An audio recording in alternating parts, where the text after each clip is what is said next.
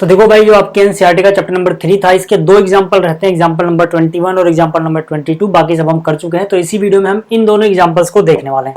ठीक है, पहले क्वेश्चन समझ लेते हैं। ठीक है, क्वेश्चन है क्या, बात कर रहे हैं अभी एग्जाम्पल नंबर 21 की। इसमें कह रहे हैं कि अगर 10x बराबर 3/4 हो, जहां पे x की वैल्यू पाई से बड़ी है और 3π/2 से छोटी है, तो हमें sin x/2, cos x/2 और tan x/2 की वैल्यू फाइंड आउट करनी है। ठीक है, देखो यहाँ पे हमें गिवन क्या है कि जो tan x है, ठीक है, हमें गिवन है कि जो tan x है ये है 3/4। ठीक है, और याद रखना कि यहाँ पर x जो है, यानी कि जो इसका एंगल है, ठीक है, इसकी वैल्यू पाई से बड़ी है और 3π/2 से छोटी है।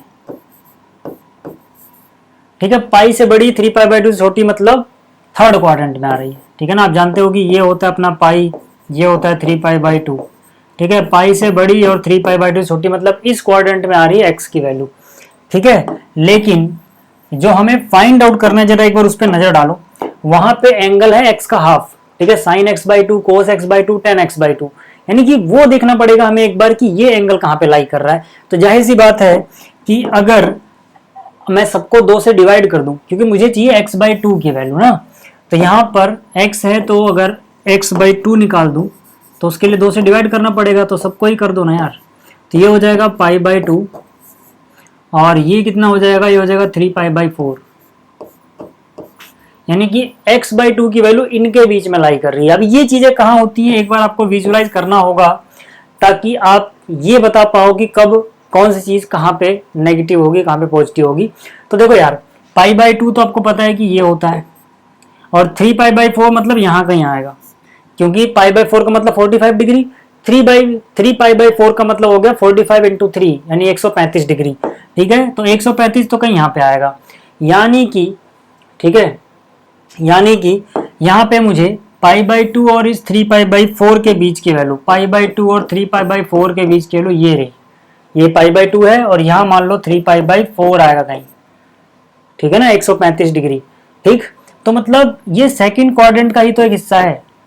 ठीक है, तो आपको याद रखना है कि इसकी वैल्यू सेकंड क्वाड्रेंट के हाफ में लाई करती है। खैर वो अभी मैं उस पर आऊंगा, पहले यहाँ पे देखो कि हम इसको करते कैसे हैं। ठीक है, इस तरह के क्वेश्चन, क्योंकि यहाँ पे एंगल मुझे हाफ में लेके जाना है।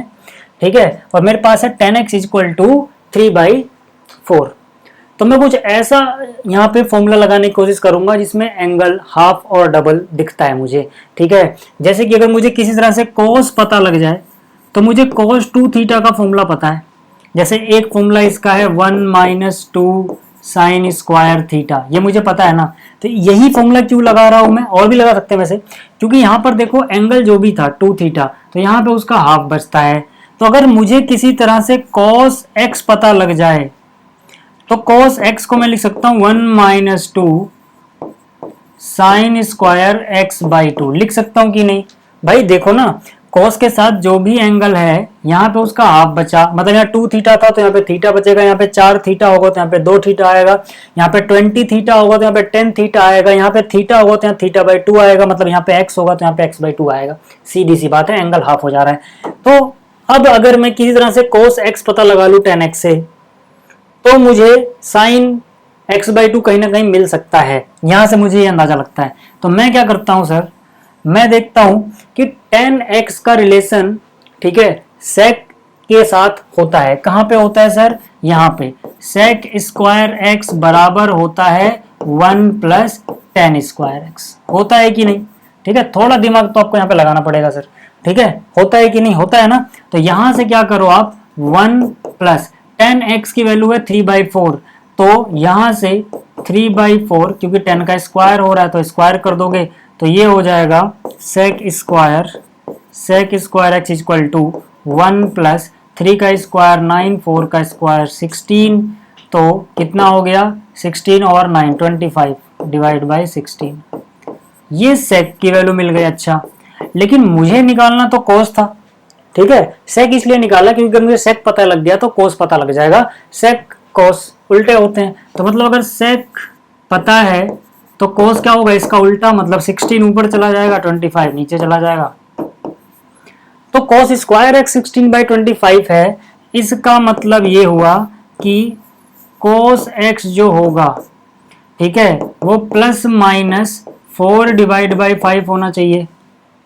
बट हम यहाँ बोलेंगे बट जो x है सर वो पाई से बड़ा है और 3 पाई बाई 2 से छोटा है, मतलब यहाँ पे ये नेगेटिव होगा, ठीक है। तो हम बोलेंगे सो cos x is equal two plus 4/5 नहीं हो सकता है बल्कि -4/5 होगा, क्योंकि इस क्वाड्रेंट में, ये थर्ड क्वाड्रेंट है सर जो मैंने आपको अभी विजुलाइज कराया था, ठीक है। ये अभी x की बात कर रहे हैं, हम x/2 की नहीं कर रहे, याद रखना, ठीक है। जो x है वो पाई से बड़ा और 3 पाई बाई 2 से छोटा है, ठीक है। ये 0 हुआ, ये पाई बाई 2 हुआ, ये यहाँ पे पाई हुआ और ये 3 पाई बाई 2 हुआ, ठीक है। तो जो x है वो पाई से बड़ा और 3 पाई बाई 2 छोटा, मतलब थर्ड क्वाड्रेंट में है। और थर्ड क्वाड्रेंट में हमने याद कर रखा है आफ्टर स्कूल टू कॉलेज वाले तरीके से कि यहाँ पे t for 10 पॉजिटिव होता है और 10 का उल्टा कॉट पॉजिटिव होता है, बाकी सारे थर्ड में नेगेटिव होते हैं, तो मतलब कोस भी नेगेटिव रहा होगा। इतनी बात समझ में आ गई, ठीक है। लेकिन मुझे क्या कोस निकालना था? नहीं, मुझे क्या निकालना है, या तो sin x/2 मुझे पहले पता लग जाए, या cos x/2 पहले पता लग जाए, या tan x/2 पहले पता लग जाए। ये तीन चीजें निकालनी थी क्वेश्चन में। तो यहां से मैं क्या करता हूं, मैंने कहा कि यार अब तो मेरे पास डायरेक्ट फॉर्मूला है कि भाई cos x जो होगा, ठीक है, वो हो जाएगा 1 - 2 sin स्क्वायर x/2, ठीक है। जिसको नहीं समझ में आया, देखो आपकी किताब में ये फॉर्मूला लिखा हुआ है, cos 2x is equal to 1 - 2 sin square x। तो यही फॉर्मूला तो है वो, मतलब ये है अभी जो मैंने आपको पहले ही समझाया कि यहाँ पे अगर 2x है तो यहाँ पे x का हाफ बचेगा, मतलब जो भी एंगल होगा उसका हाफ बचेगा। यहाँ पे अगर 3x होता तो वहाँ 3x का हाफ 3x/2 बचता, यहाँ पे अगर 5x होता तो वहाँ 5x/2 बचता, ऐसे यहाँ पे x है तो यहाँ पे x/2 बचेगा। क्लियर हो गई बात कि कैसे लिखा है ये। अब यहाँ से देखो, ठीक है, यहाँ से देखो, यहाँ पे अगर मैं वैल्यू सीधा पुट कर दूं, ठीक है, या एक काम करते हैं पहले 2 sin स्क्वायर एक्स इधर लाते हैं, तो ये 2 sin स्क्वायर x/2 इधर आ गया is equal to 1 - cos x हो गया। 2 को अगर मैं डिवाइड में ले जाऊं तो ये डिवाइड बाई 2 हो जाएगा, 1 - cos x डिवाइड बाई 2, ठीक है, 1 - cos x डिवाइड बाई 2, ठीक। और यहां से sin स्क्वायर x/2 जो होगा कितना हो जाएगा सर, देखते हैं, ठीक है, ठीक है। अब यहाँ से जरा वैल्यू पुट कर दो, यहाँ पे 2 sin स्क्वायर x/2 अपनी जगह रहेगा, 1 - cos x की वैल्यू -4, ठीक है, तो माइनस माइनस प्लस हो जाएगा, ठीक है ना, क्योंकि एक माइनस यहाँ पे आ रहा था और एक माइनस इसके पास था, ठीक, ठीक है। तो यहाँ से देखो क्या 5 और 4 9 हो गया, ये 9/5, ठीक है। तो ये हो जाएगा sin स्क्वायर x/2 और ये जरा 2 जो है इधर जाएगा डिवाइड में, यानी कि इसको 10 कर देगा वो, यानी सीधी सीधी बात हो गई कि 9/10 आ गया, ठीक है। तो यहाँ से देखो अगर मैं दोनों तरफ रूट लूँ तो ये sin स्क्वायर की जगह sin x/2 बचेगा, बराबर ये हो जाएगा अंडर रूट के अंदर 9/10, लेकिन ये प्लस माइनस में होगा, बट यहाँ पे एंगल क्या है x/2, ठीक है। हमें पता है कि जो भैया x हैं ये पाई से बड़े थे और 3 पाई बाई 2 से छोटे थे, लेकिन मुझे यहाँ पे एंगल x नहीं दिख रहा है बल्कि x/2 है, तो सबको 2 से डिवाइड कर दूंगा तो ये हो जाएगा, मतलब अगर डिग्री में चेंज करो आपका दिमाग काम करेगा। 90 से बड़ा है ये और 135 से छोटा, 90 और 135 का बीच का मतलब सेकंड क्वाड्रेंट का हिस्सा है, तो सेकंड क्वाड्रेंट में तो भैया साइन जो होता है वो पॉजिटिव होता है, तो हम बोलेंगे कि नेगेटिव तो हो नहीं सकता है, तो इसका मतलब जो फाइनल आंसर आएगा अपना वो, ठीक है, इसका पॉजिटिव आएगा, ठीक है। अंडर रूट 9 का मतलब हो गया 3 और नीचे 10 को ऐसे रहने दो, प्लस का आएगा, याद रखना, माइनस वाला नहीं लेंगे हम, ठीक है। तो sin x/2 पता लग गया। अब मुझे cos x/2 भी इस क्वेश्चन में निकालना था सर, तो cos स्क्वायर x/2 कैसे निकालोगे, आपको एक फॉर्मूला पता है, ठीक है, cos स्क्वायर थीटा, थीटा की जगह x/2 मान लो, प्लस में sin स्क्वायर थीटा, इसकी जगह भी x/2 मान लो, इज इक्वल टू होता है 1, ठीक है। तो यहाँ से cos square x/2 plus sin square x/2 तो पता है ना, 9/10 है, स्क्वायर कर दो ना, 3 का स्क्वायर 9 हो गया, √10 का स्क्वायर ये हो गया, बराबर में आया 1। ठीक है, तो यहाँ से cos square x/2 is equal to, ये माइनस में जाएगा। ठीक है, तो 1 माइनस 9/10, 10 1 जा 10 में से 9 गया, 1/10 बचेगा, सीधा लिख दो 1/10। ठीक है, तो यहाँ से cos x/2 is equal two plus minus √1/10 यानी 1/√10। फिर से वही कहानी है, बट x/2 जो है वो कहाँ पे बिलोंग कर रहा है सर, π/2 से बड़ा है और 3π/4 से छोटा है। ठीक है, तो सेकंड में कर रहा है, तो सेकंड में तो cos नेगेटिव होता है, तो मतलब पॉजिटिव वाली वैल्यू नहीं लेंगे इसकी, तो यहाँ से cos x जो होगा वो नेगेटिव 1/√10 होगा। ठीक है, x नहीं x/2। ठीक है, अब मुझे tan x/2 भी निकालना था। देखो tan x/2 ये क्या हो जाएगा, ये हो जाएगा sin x/2 divide by cos x/2।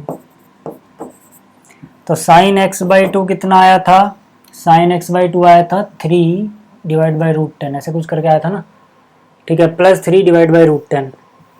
ठीक, तो ये हो जाएगा 3 डिवाइड बाई √10 और cos कितना आया -1 डिवाइड बाई √10, √10 से √10 कट गया, 3 डिवाइड बाई -1 यानी कि -3।